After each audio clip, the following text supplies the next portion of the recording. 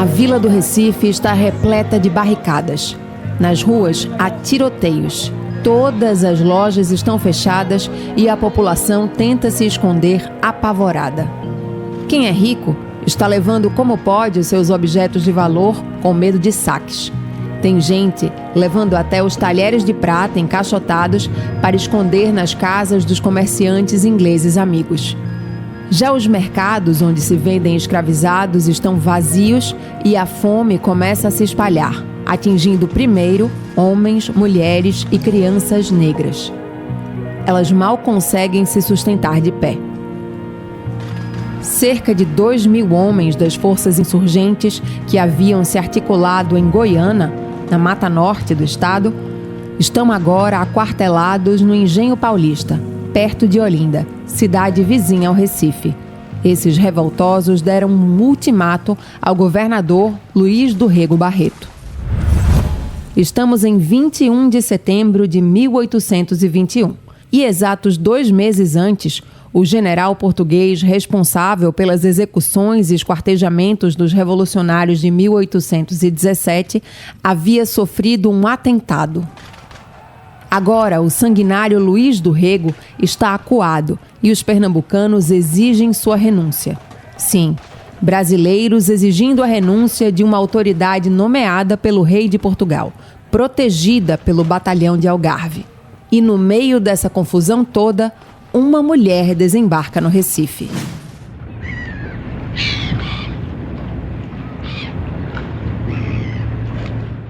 A escritora inglesa Lady Maria Graham, conhecida autora de livros infantis e de viagem, acaba de chegar à cidade num dia de muito vento e mar agitado. Maria Graham acompanha o marido, Sir Thomas, que comanda a fragata Doris. E o que eles farão nos próximos dias? Por que estamos falando deles no meio de um cenário de guerra civil? Porque Maria Graham era muito mais do que uma mulher recatada e do lar. Nas 3 semanas que ficou em Pernambuco, ela circulou em todos os cantos possíveis e imagináveis. Atravessou as linhas inimigas, jantando com Luiz do Rego num dia e indo ao quartel-general dos pernambucanos insurgentes no outro. Maria Graham se tornará com isso uma das principais cronistas dessa história. 3 anos depois, ainda vai voltar a Pernambuco no meio da Confederação do Equador, tentando mediar um acordo entre os dois lados. Mas agora, ainda estamos em 1821 e vamos entender por que ela vai se despedir daqui dizendo: deixamos Pernambuco na firme convicção de que pelo menos essa parte do Brasil jamais se submeterá mansamente a Portugal.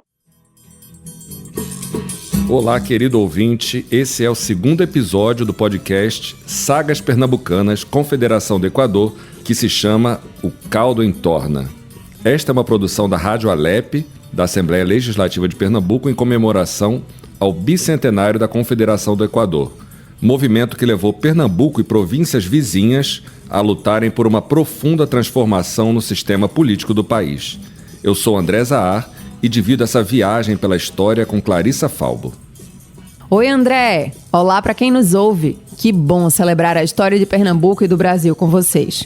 Você pode seguir o Sagas Pernambucanas Confederação do Equador nas nossas redes sociais, @AssembleiaPE no Instagram e no YouTube. E lembra de indicar para todos os amigos, dar aquela curtida e avaliar com 5 estrelas no seu tocador de podcast. No primeiro episódio, a gente falou do retorno para Pernambuco de alguns revolucionários de 1817 que estavam presos na Bahia. Contamos como eles se envolveram em um novo movimento extremamente importante para a história do país. Se você não ouviu, vai lá, escuta o episódio 1 para entender o contexto em que tudo isso estava acontecendo. Agora vamos falar dos primeiros confrontos diretos de Pernambuco com as autoridades nomeadas por Portugal e depois com o governo central sediado no Rio de Janeiro.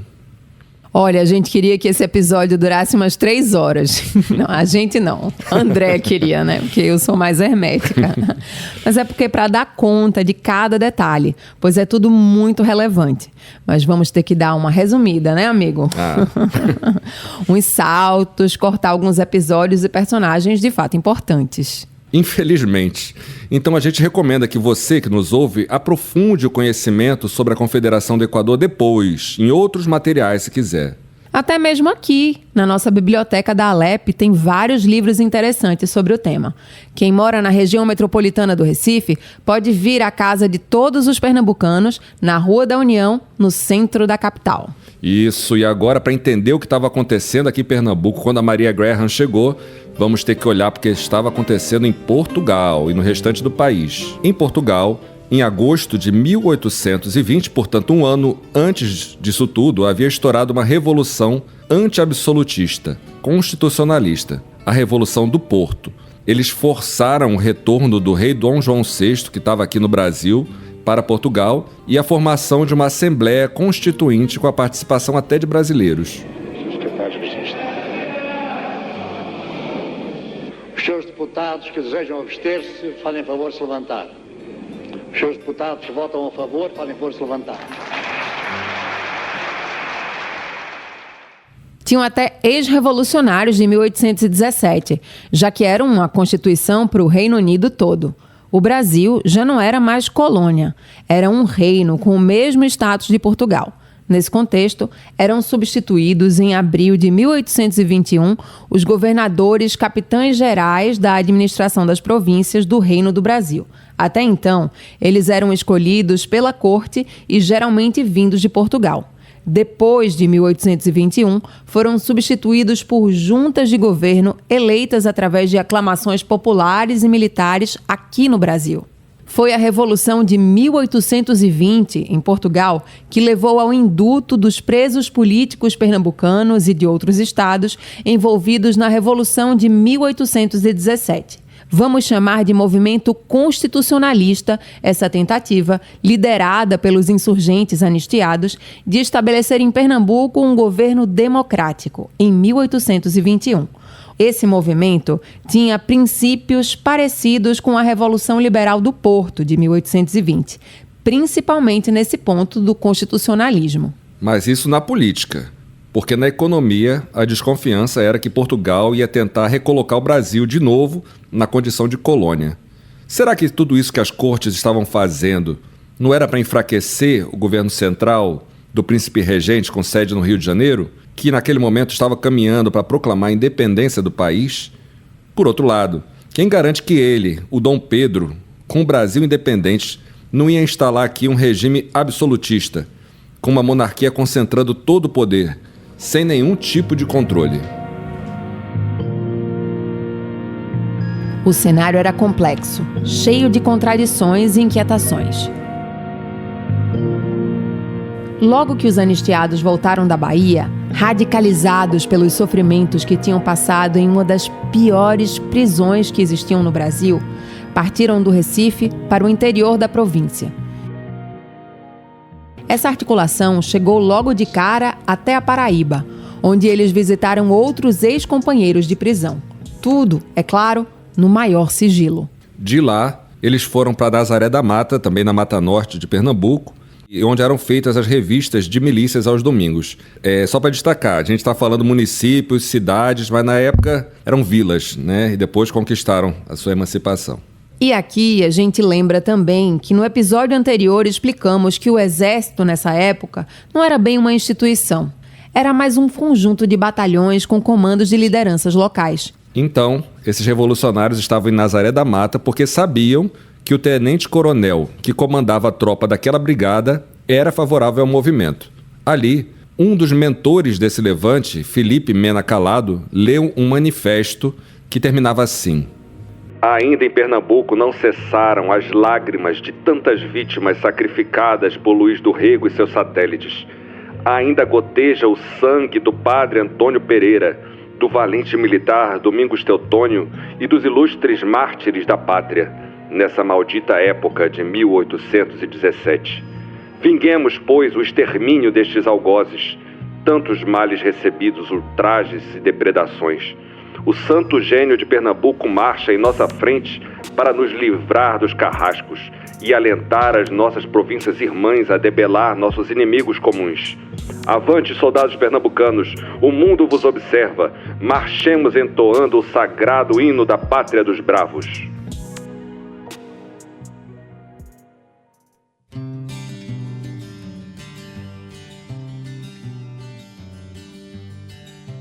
era vingança, que João Souto Maior também queria.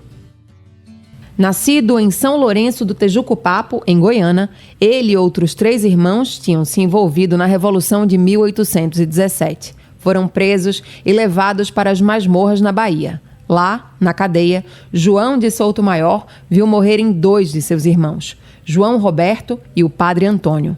Souto Maior e o irmão sobrevivente, Manuel Antônio, foram libertados com a anistia, mas pouco depois, esse irmão também seria assassinado, supostamente a mando do vigário da Igreja Matriz de Tejucupapo, com quem eles vinham tendo desavenças. E o que ele, João de Souto Maior, fez? Puxou o vigário para fora da igreja e o matou na frente do povo. Na noite do dia 21 de julho de 1821, João, que não era de Santo Cristo, mas de Souto Maior, não tinha mais nada a perder e já sabia o que fazer. Cheio de ódio contra o autoritarismo da monarquia, que tinha dilacerado sua família, ele preparou uma emboscada no centro do Recife, perto da Ponte da Boa Vista, contra o general Luiz do Rego em pessoa. Às 8 horas da noite, quando o governador da província voltava para casa, no local onde atualmente é a Rua da Imperatriz, João deu-lhe um tiro de bacamarte, carregado de balas e metralhas que pegaram no lado esquerdo do corpo de Luiz do Rego e nas costas. Os disparos também feriram um dos amigos que caminhavam com o governador na hora, um rico comerciante português. Mas João acabou levando a pior nesse duelo. O tiro em Luiz do Rego não foi fatal, e Souto Maior, ao ser perseguido pela comitiva do governador, pulou no rio Capibaribe. Ao voltar à superfície, acabou levando uma pancada de remo de um canoeiro assustado. O golpe o matou, e seu corpo desfigurado só foi encontrado 3 dias depois. O cadáver do homem que havia atentado contra a vida do governador foi exposto no oitão da igreja de Santo Antônio, que fica no bairro de mesmo nome. As autoridades queriam saber quem era o criminoso. Por isso, foi estabelecida uma recompensa para quem o identificasse, mas ninguém o dedurou. Luiz do Rego, o governador português, não comprou a ideia de que o Leão de Tejucupapo, como ficou conhecido João de Souto Maior pelos poetas populares da Mata Norte, era, desculpem o trocadilho, um lobo solitário. O governador ordenou que 42 pessoas acusadas de envolvimento na emboscada fossem deportadas para Portugal. Ao chegarem em Lisboa, elas foram arrastadas até as masmorras onde ficaram presas.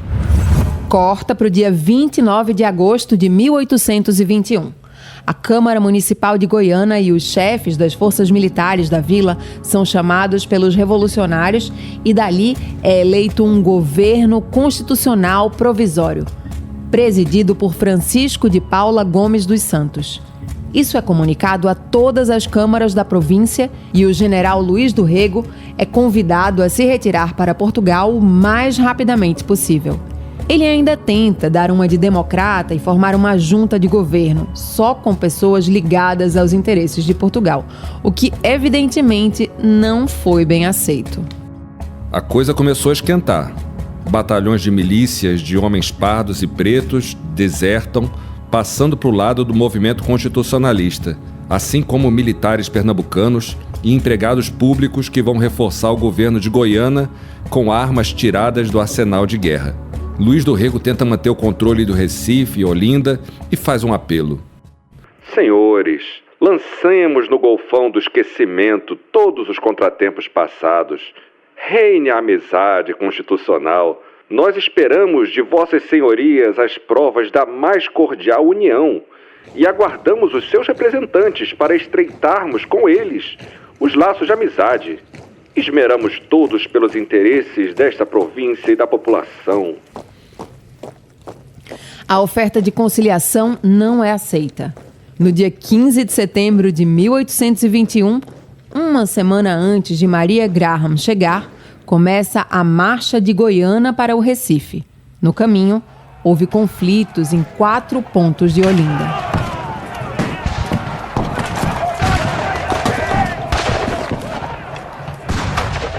inclusive na estrada entre o Engenho Fragoso, o atual bairro de Jardim Fragoso, e a Igreja de Guadalupe. E choveu bala em Afogados, que também era estratégico para o cerco ao Recife.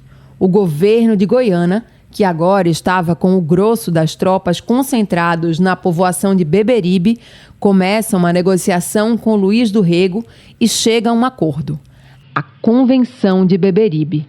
O general português administraria Olinda e Recife e a Junta de Goiânia ficaria responsável pelo interior da província. Isso até que o rei e as cortes portuguesas autorizassem a eleição de um só governo para toda a província. Foi aí que as cortes ordenaram a eleição de uma junta provisória e o retorno de Luiz do Rego Barreto para Portugal.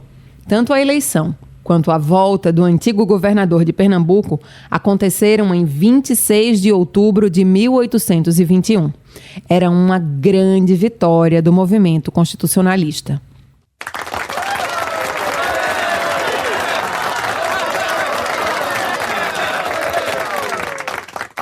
E a Maria Graham? Eita, não esqueci dela não. Nossa amiga inglesa chegou ao Brasil de passagem no meio de todo esse agito. A missão que o marido dela comandava visava proteger os comerciantes ingleses nas colônias sul-americanas que estavam lutando pela independência.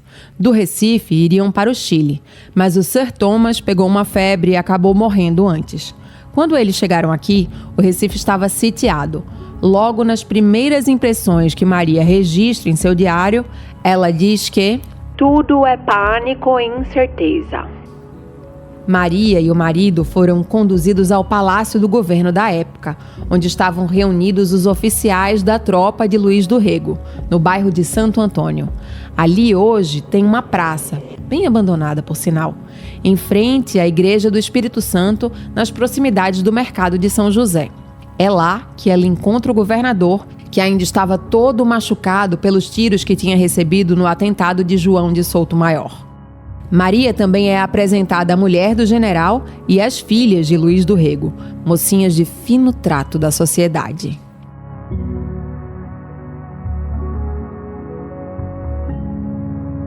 Maria Graham ainda transitou pelas ruas do Recife e relatou o nojo diante de um mercado de escravizados. Nada menos que 50 jovens, rapazes e moças, com uma aparência perfeita da doença e da fome, estavam sentados ou deitados na rua, em promiscuidade com os bichos mais imundos. Semelhante espetáculo nos faz voltar para bordo com o coração aflito e com uma resolução de não considerar nem muito pouco, nem excessivo, tudo que estiver ao nosso alcance, capaz de contribuir para eliminar ou aliviar a escravidão. Naquela época, Pernambuco era um dos principais pontos de receptação de cativos trazidos da África. Só entre 1813 e 1829, ou seja, em 16 anos, mais de 148 mil escravizados desembarcaram aqui. Essas informações são do Banco de Dados do Comércio Transatlântico de Escravizados, uma plataforma internacional que reúne registros sobre milhares de viagens de navios, incluindo datas, rotas, números de cativos transportados, condições a bordo e destinos. Agora eu vou abrir um parêntese para o professor George Cabral, da Universidade Federal de Pernambuco, falar sobre a escravidão no Brasil. O trecho que você vai escutar é da entrevista dele para o jornalista Aimone Neto, no programa Em Discussão da TV Alep, disponível na íntegra no YouTube. A escravidão no Brasil, que perdura, durante quase 4 séculos, o Brasil é o último país do Ocidente, a acabar com a escravidão. Ela era uma instituição muito arraigada na sociedade brasileira. A gente pode dizer que era a mais arraigada de todas. E a escravidão, ela não dizia respeito somente a uma escravidão agrária com grande quantidade de escravos nos engenhos, por exemplo, Mas ela estava presente no cotidiano. O professor Marcos Carvalho, meu colega de departamento na UFPE, estudou muito bem isso no seu livro Liberdade. A presença da escravidão está disseminada nas casas, na vida urbana, no cotidiano. Então, acabar com a escravidão demorou tanto exatamente por isso, por ela estar tão arraigada. Esses movimentos, tanto de 17 como de 24, necessitavam do apoio dos senhores de engenho. E para os senhores de engenho, a escravidão era uma questão importantíssima, central, fundamental. Todos esses participantes do movimento, tanto em 17 como na Confederação do Equador, em vários momentos manifestam seu repúdio à escravidão. O próprio Frei Caneca, que é o grande herói da Confederação, mencionava que há de chegar um momento em que nós vamos nos orgulhar das nossas raízes africanas. Mas, no momento da eclosão do movimento, de 24, uma das primeiras medidas práticas foi a de supressão do tráfico, mas não da abolição. Seria talvez uma ruptura muito radical. Então, na base, a gente tem, no substrato de pensamento desses participantes, desses líderes, o desejo de acabar a escravidão, mas essa dependência das estruturas sociais que são muito arraigadas. Então, já o fim do tráfico foi uma ousadia. Em 17 não se falou disso. Não.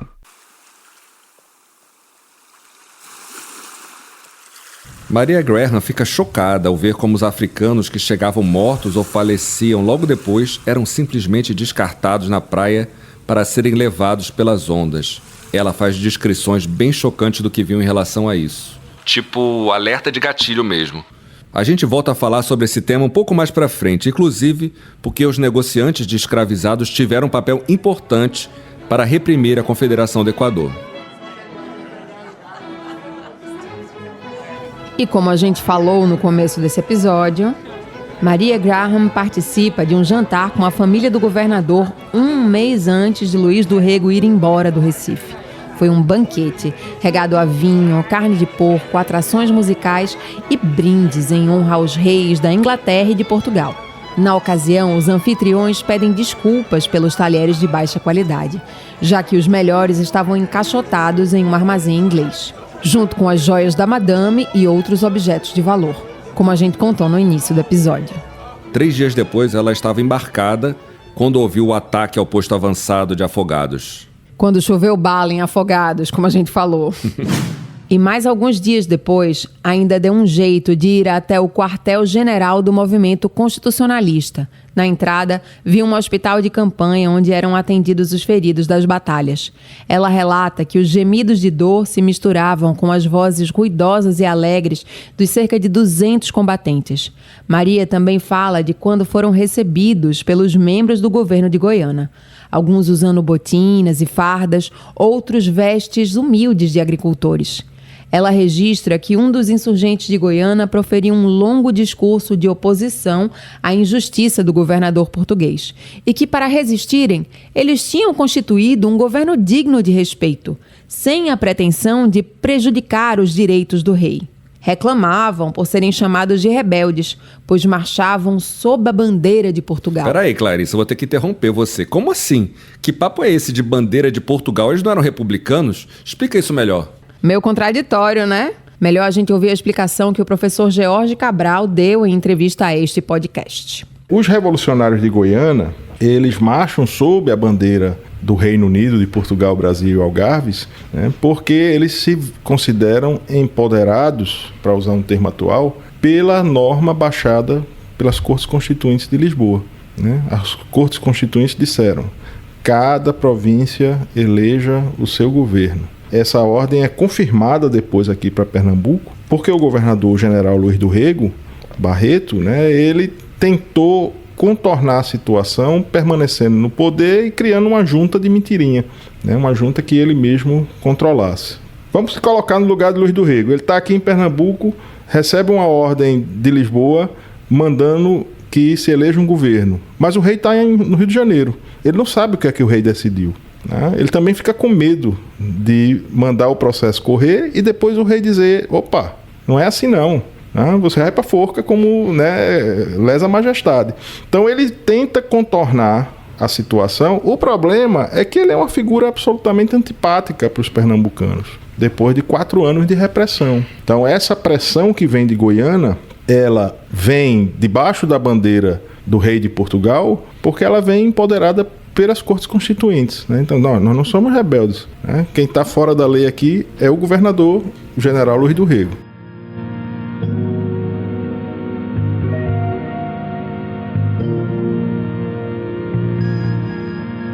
Então, Voltamos ao encontro de Maria Graham com os líderes do movimento constitucionalista. Todos estavam ansiosos para saber se havia a possibilidade de reconhecimento da independência do Brasil pela Inglaterra, ou se os ingleses tomariam partido na luta. Mas o país ficou neutro. Nessas incursões por trás das linhas inimigas, Maria Graham conheceu um cara fluente em inglês que tinha passado 4 anos exilado nos Estados Unidos para fugir da repressão depois de participar da Revolução Pernambucana de 1817, um tal de Manuel de Carvalho Paes de Andrade. Vamos falar bastante dele ainda, mas já dando um spoiler, foi simplesmente o homem que proclamou a Confederação do Equador. Isso mesmo, mas ainda estamos no dia 14 de outubro de 1821 e Maria está partindo de Pernambuco, anotando suas últimas impressões. Deixamos Pernambuco na firme convicção de que pelo menos esta parte do Brasil jamais se submeterá mansamente a Portugal. Quando a energia e a conduta de Luís do Rego não conseguiram manter a capitania em obediência, será inútil que outros governadores o tentem, particularmente enquanto permanecer a atual situação da metrópole, que não permite lutar pelas suas colônias ou com elas, e enquanto considerá-las apenas como partes tributárias de seus estados, obrigadas a sustentá-la na sua debilidade. Depois disso daí vieram a junta do Gervásio Pires e o governo dos Matutos. A gente vai passar por esses momentos um pouquinho mais rápido, apesar da importância que tiveram. No mesmo dia que Luís do Rego voltou para Portugal, houve a eleição de uma junta constitucional em Olinda, que na época era a capital da província. O presidente eleito foi Gervásio Pires, um rico comerciante filho de português que tinha se envolvido na Revolução de 1817, quando foi uma espécie de ministro da Fazenda.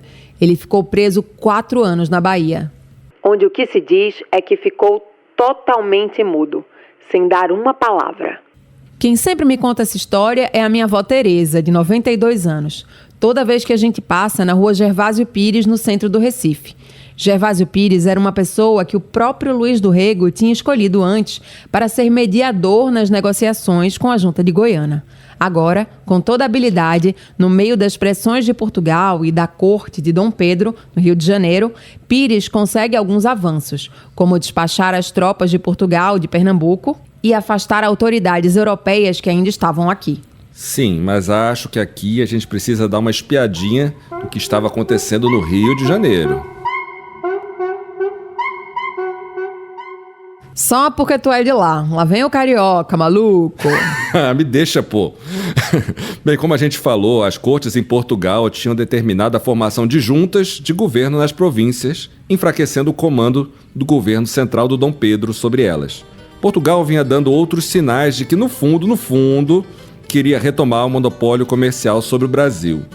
Outra coisa é que o José Bonifácio, principal ministro e conselheiro de Dom Pedro, via o risco de desintegração da unidade do país, como tinha acontecido na América Espanhola, se a monarquia e a dinastia não fossem mantidas. Então, estava pairando no ar um sentimento de independência do Brasil, por um lado, mas uma preocupação com o dia seguinte.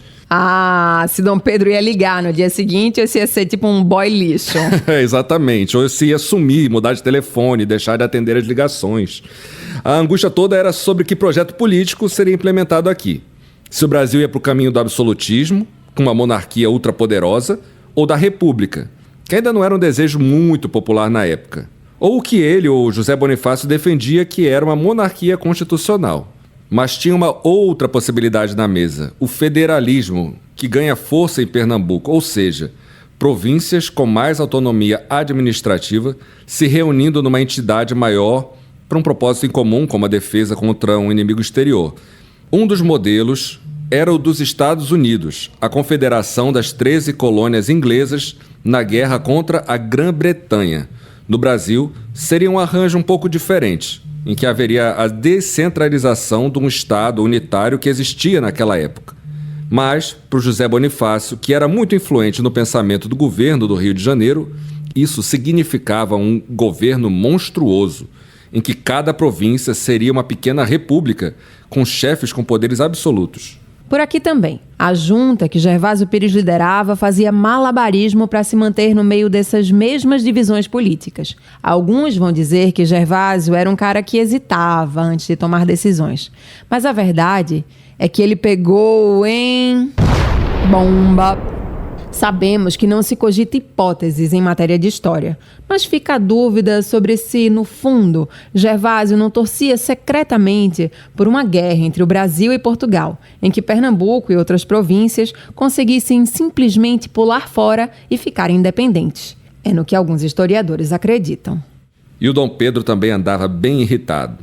É que, além de tudo, depois das cortes de Lisboa terem obrigado o rei Dom João VI, seu pai, a voltar para Portugal, agora chamaram ele próprio, Dom Pedro, o príncipe regente, de volta para lá, em dezembro de 1821. Para quê? Para terminar seus estudos sobre a arte de governar. Que desaforo, hein? Mesmo ele tendo só 23 aninhos e um reino gigante para administrar, o recado é que ele precisava voltar para a escolinha. Então, em 9 de janeiro de 1822, ele disse o quê? Se é para o bem de todos e felicidade geral da nação, estou pronto. Diga ao povo que fico. Foi o primeiro ato de desobediência às ordens das cortes e a suposta tentativa de recolonizar o Brasil.